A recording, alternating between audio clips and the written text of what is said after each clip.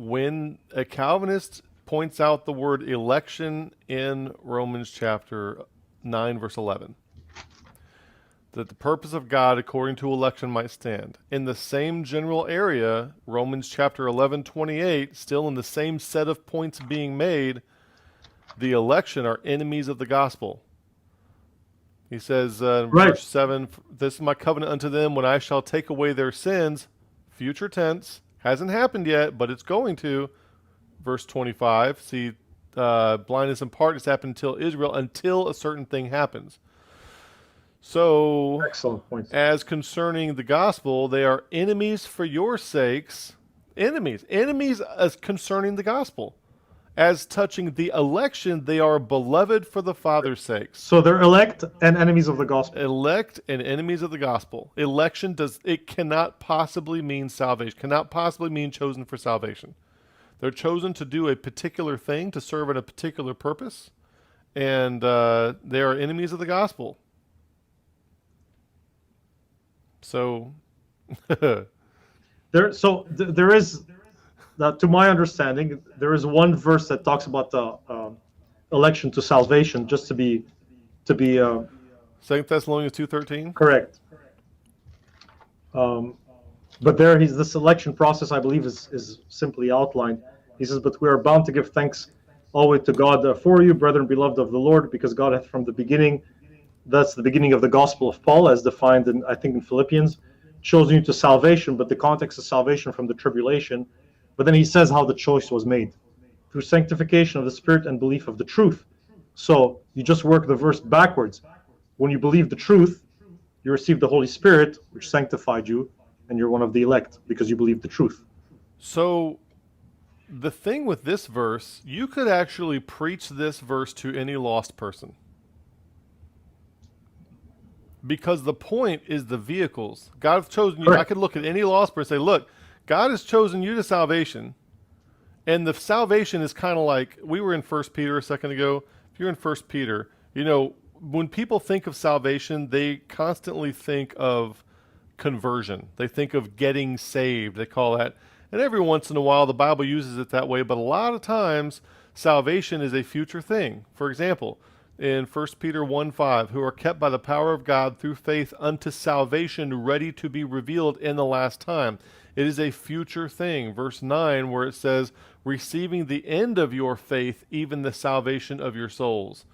So there is a present tense aspect to salvation. There is a future tense aspect to salvation. What's happening in 2 Thessalonians chapter 2, verse 13, is a discussion of future end times events.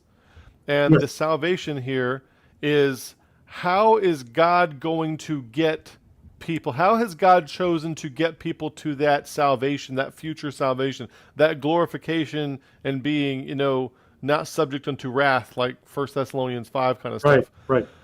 So he's chosen to do that through sanctification of the Spirit and belief in the truth.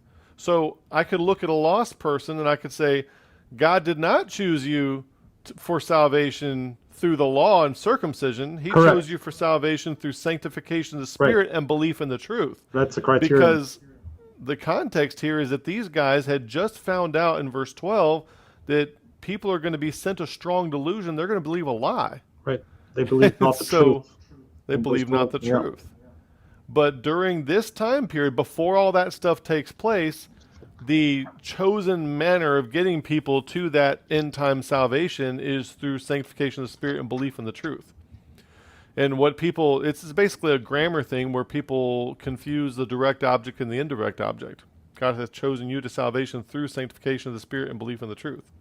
He's basically choosing the vehicles. If I said, I have chosen to get you to the airport on a bus and a taxi or something like that.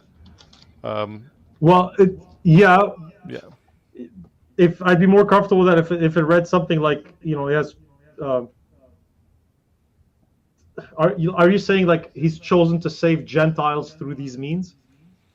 Is that basically what you're saying? Not just Gentiles, but anybody between Acts 2 and the harpazo. So the you is just like a generic you.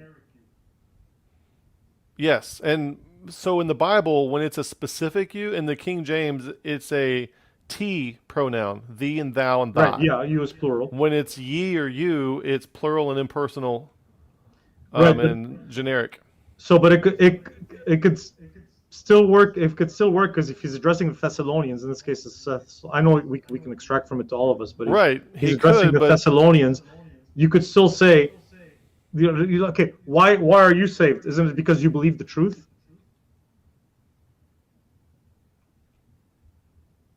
What? I would Right. say, are you asking me that? Yeah. Well, Like, I got saved 'cause I believe the God truth. saves those that believe. Right. 1 Corinthians Exactly. 1:21. So that's exactly what this is saying. But He's- God does the saving. Right, yeah, but the means of, like, why is one person chosen and not the other? Because that one person believed the truth, the other one didn't believe the truth. Yep. So it's the medium of selection.